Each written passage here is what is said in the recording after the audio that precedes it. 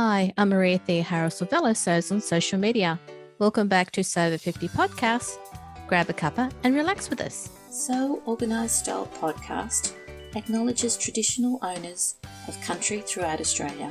We pay our respects to Aboriginal and Torres Strait Islander cultures and to the elders past, present and emerging. Thanks for joining us on Sew Over 50 Podcast as we enjoy the recognition by Sew Over It for Sew Over 50.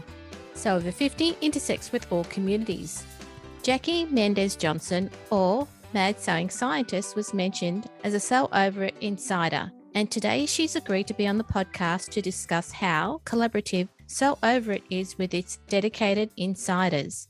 We'll also hear about Jacqui's sewing background. So thanks, Jacqui, for being today's Sew Over 50 guest. Thank you for having me. I'm really glad that you've given us your time today because you have a busy life and you also have a very busy sewing life as well. Thank you. I appreciate that. When did you first start sewing, and did you ever think that you would be involved in pattern testing for Sew Over It?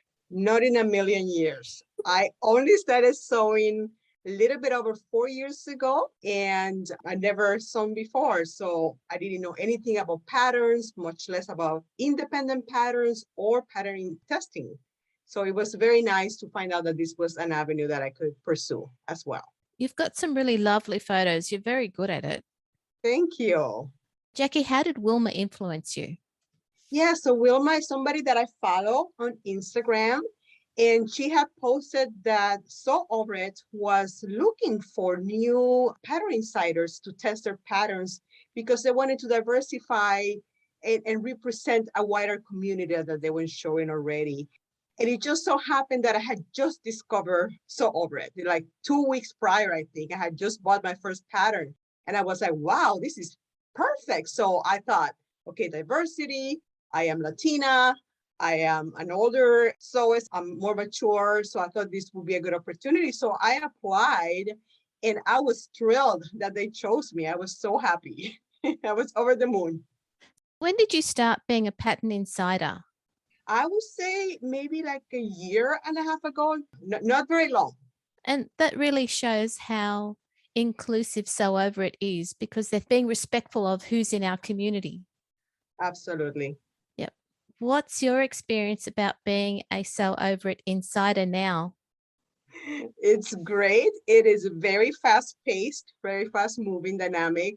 So the way that it works for us that are the pattern insiders, they send us an email with, this is the offering that we're going to have for next month. And they tell us if they have photos, and they give us a description of what the type of pattern is, what fabric. And so we can opt in whether we want to do it or not. We don't have to do it every month, but I do it almost every month just because I love them all. And we have about 2-3 weeks to get the pattern printed, get it done, and photograph. And then after we do that, then we post it on social media. There is a VIP club that they have where they have an early release. So that's 1 week into the release, and we just post on a Facebook page. And then a week later, then we post on Instagram on the general release day. So the idea is so that people can see real sewers making the outfits and being worn in different body types and all of that. So it gives a lot of inspiration, I think. As part of being a pattern insider, it's not just strictly pattern testing, is it? It is not, because the patterns are already ready to go. So I have also tested for other designers. And in those cases, it's been more like, okay, we're working on this pattern, make it, give us feedback if something needs to be fixed. Whereas for Sew Over It, the patterns are already ready. They're still working a little bit on the instructions sometimes. So we can give them feedback and be like, okay, maybe mention this on this step. Maybe you miss a notch here, but we're not really changing the pattern at all. It's already ready to go. Oh, good. You picked some really great places to model your clothes. Really lovely. Thank you. I actually have nice, places around my house. My husband takes most of my pictures. I have a tripod too, and sometimes I take them myself, but they don't turn out ever as good. I think it's because I'm really interacting with him. I think I'm modeling for him. So that's nice. That works out. He's good. He does good work. Your wardrobe must be looking really great now. It is looking crazy. Yeah. My poor husband is losing space every day on our closet. Oh, well, what can you do? Exactly. So, what are your standard pattern adjustments if you make any at all? So for sew overhead patterns, I am lucky that I make a size 12, straight 12, and I don't have to make any adjustment. When I made the ultimate jeans, I had to play a little bit with the rise because that's just a very specific area. So I did make a muslin for that. But for most patterns from them, I don't make adjustments. For other companies or maybe the big four, I do have to shorten the bodice like half an inch or something like that.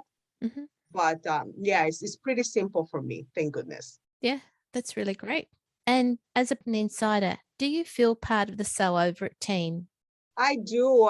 At first I was very timid, of course, because I was new and I was like, oh, this is so nice. They're letting me do this.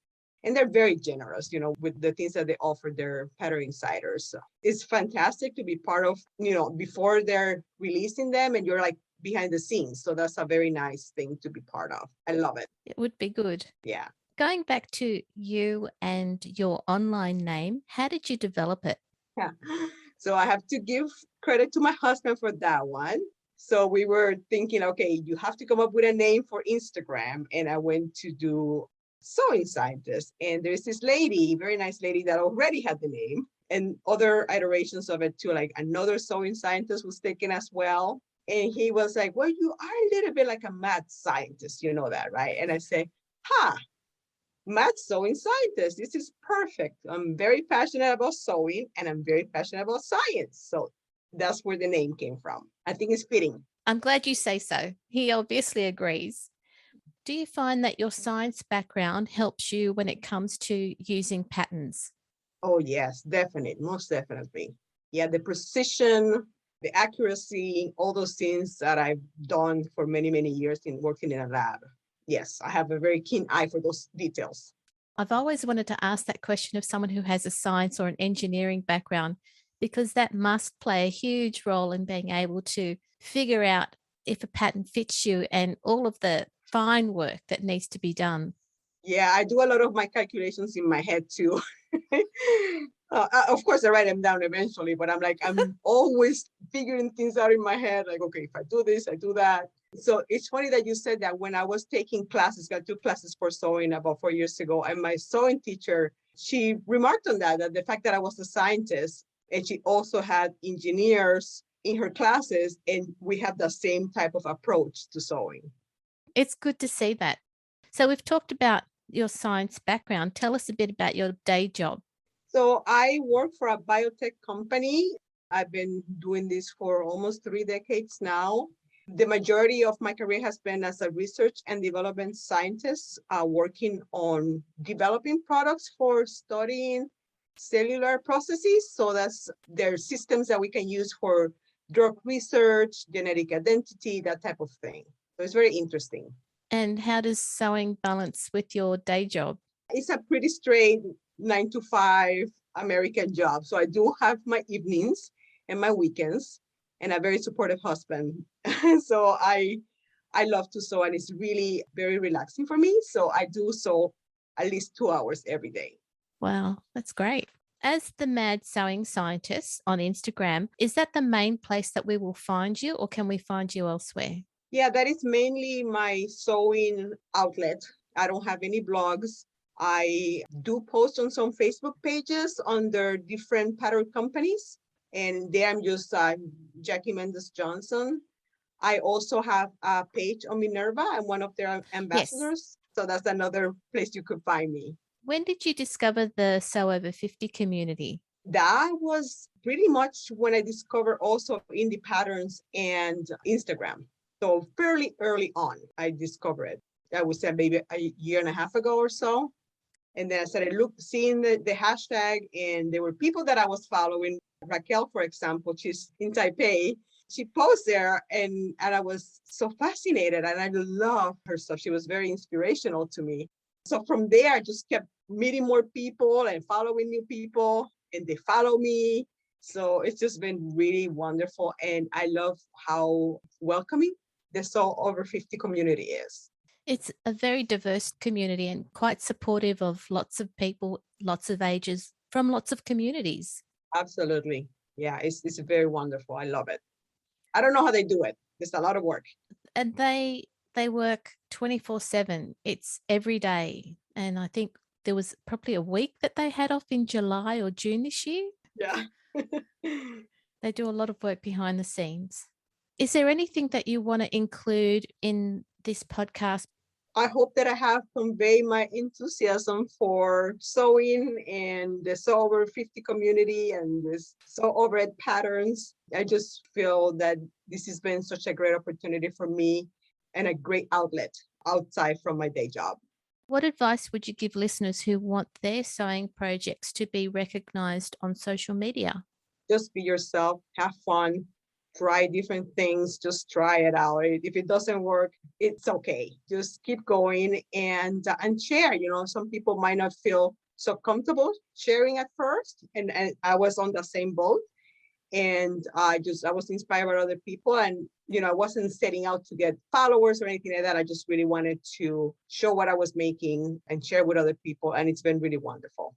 I've really enjoyed seeing what you make. Thank you. It's quite inspiring. I didn't realize that you'd only been sewing for the last 4 years. I'm a little bit obsessed. That's true. I encourage your obsession. Thank you. Jacqui, thank you for coming on to Sew Over 50 podcast to talk to us a little bit about what it's like to be in the Sew Over It Insider team. It sounds like you're having a great time and that you're showing and inspiring other people to make great clothes like you've been doing. So thank you. Oh, this has been wonderful, Maria. I love it. That's okay. Thank you for having me. And have a lovely day, listeners. This episode of Sew Organized Style Podcast for Sew Over 50 was produced by me, Maria Thea Harris, with permission of Jacqui, sound by bensound.com. And we've had lots of support from Sew Over It as well. You can subscribe to Sew Organized Style Podcast, spelled with an S, not a Z, on all good podcast apps. Make sure you go back and listen to our Sew Over 50 podcast archive. Give us a 5-star rating and review, and we hope you'll support us on our Patreon account. There are over 270 free podcasts in our library, with the aim to keep you company and encourage you to sew more often. Post any questions or suggestions you have on our Instagram account at SewOrganizedStyle or on our website at www.seworganizedstyle.com or on our Facebook page. We look forward to joining you in your sewing room next time. Stay safe, everyone.